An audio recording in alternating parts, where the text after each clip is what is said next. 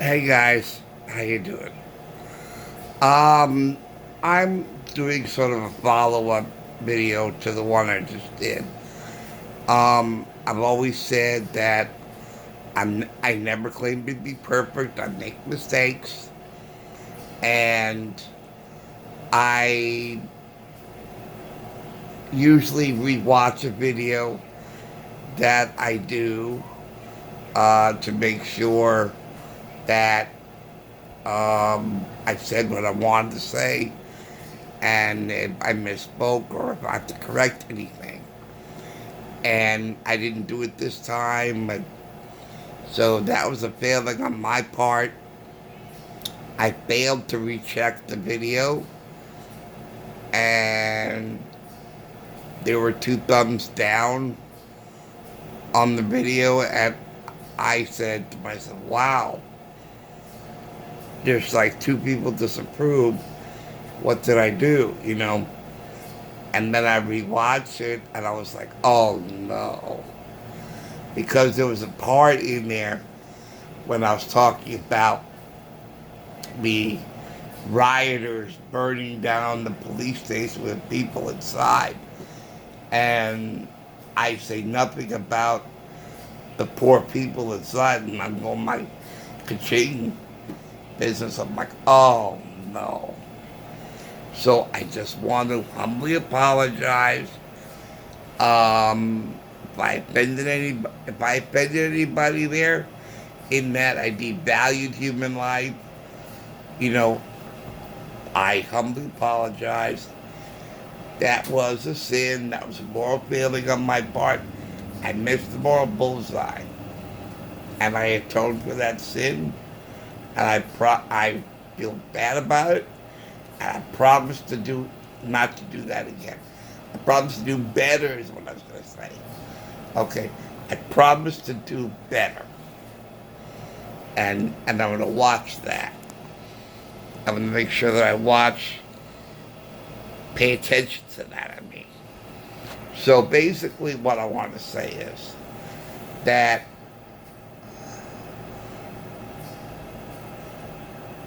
that is the most horrible of the incidences of all this violence. When I heard on the news that they were burning down the police station with people inside, and I don't know if it was the governor or the mayor, I think it was the governor, who said, or somebody who said, when you go there with violent tools and you set fire to a building, which is of course arson, which is in itself a crime. Where's the arson unit? Isn't that a part of the police force? The arson unit? You know? I thought arson was a crime.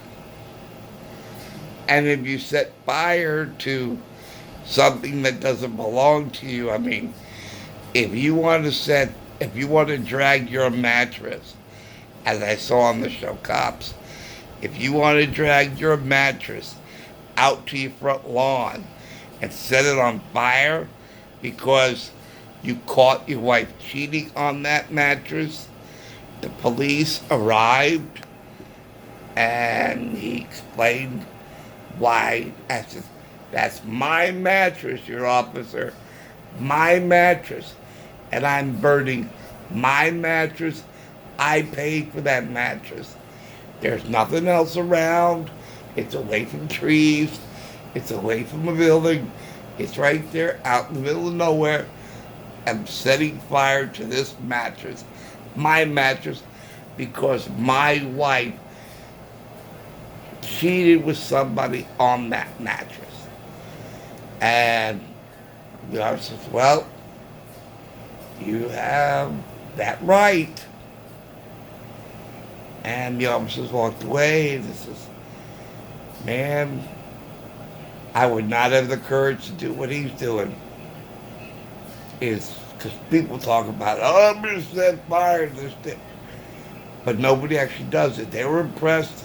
The officers were impressed that this guy set fire to his own mattress because he caught his wife cheating on him with another man.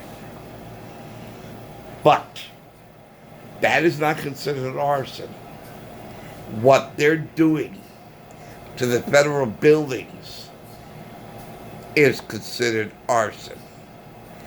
And when you set fire to a building and you commit arson where people are inside, as that deputy said or the governor said, then you are not a protester. You are a criminal committing murder. Plain and simple. I was like, I knew it was going to get to that point. Knowing about how domestic violence progresses. If you think about it, it starts with the name calling. Then it goes with shoving and light assault. Like what they did with throwing buckets of water. And they don't even consider that the microphone on the officer's shoulder could cause an electrocution, and the officer could get electrocuted by getting that microphone wet. Didn't occur to them, did it? It started light, then it got heavier and heavier and heavier, just like all domestic violence gets. Name calling, a little push, a little shove,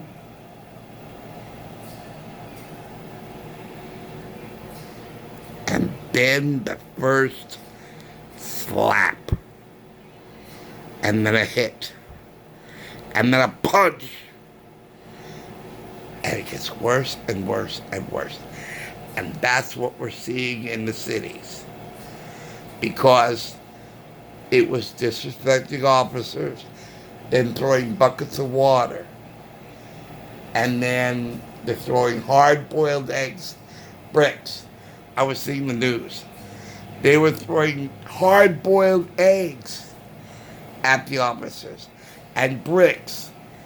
They were throwing urine somewhere, I forget where, at the officers or at a building or something. But finally, when innocent people are involved, or there are people inside the building, then you are an arsonist committing murder. Now, I just want to make that clear. Okay, I apologize for mentioning about the people inside and then just went straight to the cause and didn't go back to, the murder charge. I just went off a tangent and just kept going. So, please accept my apologies. I humbly apologize. I didn't mean to offend anybody in that regard. So, on that note, I say I'll see you later. Thanks for watching. Thanks for listening. And, with all that's going on and my videos lately, I hope I'm not losing any subscribers. It's just that I'm scared. I'm literally scared. Because I heard on the news that Indianapolis has just joined the list of cities where there's violence and riots And I think I mentioned that I was on a waiting list to go down to Indianapolis. And I told my mom about it, and she wrote me back in an email, and she was so worried about my going to Indianapolis, about whether I'll be safe down there.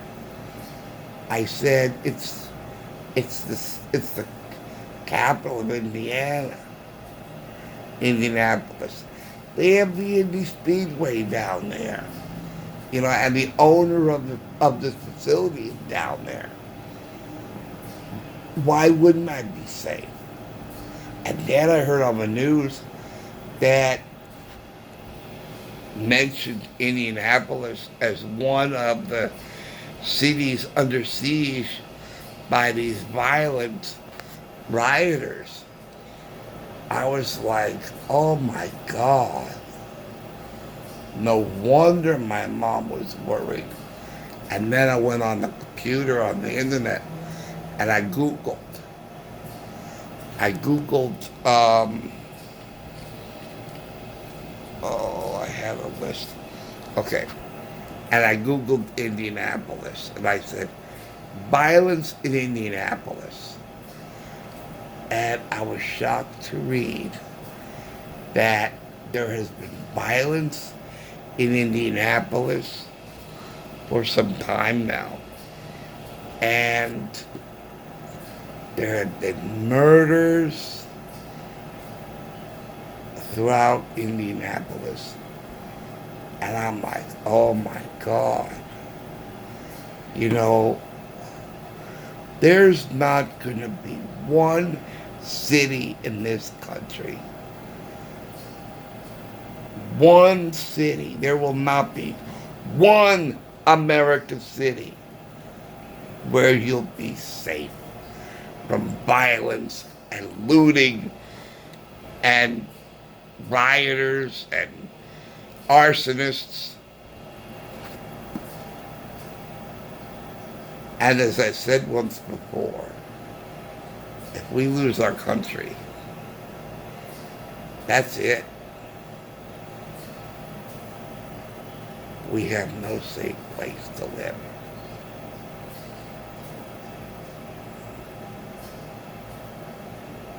And that, my friends, terrifies me to death.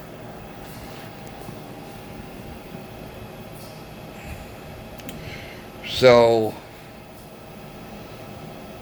perhaps I react out of sheer terror, fear about the United States not being a sanctuary anymore, not being safe anymore. And there won't be any safe place to live.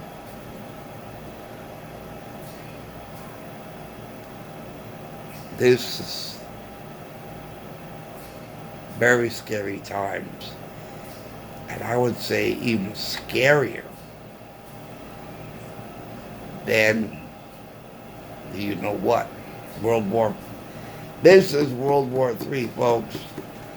The coronavirus is World War III because so many countries have been hit by this. But now we got unrest and violence in the cities, our beloved cities.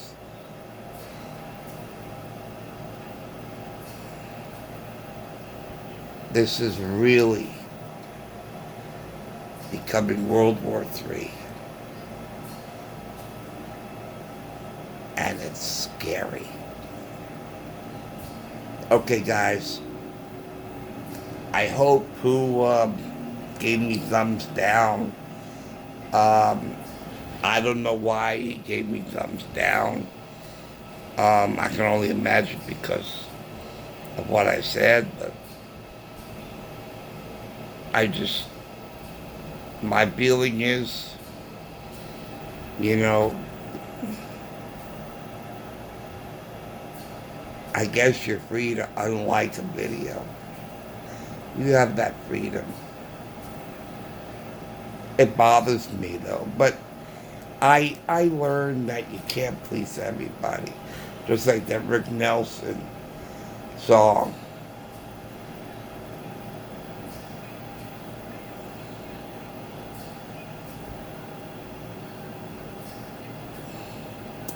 You can't please everyone.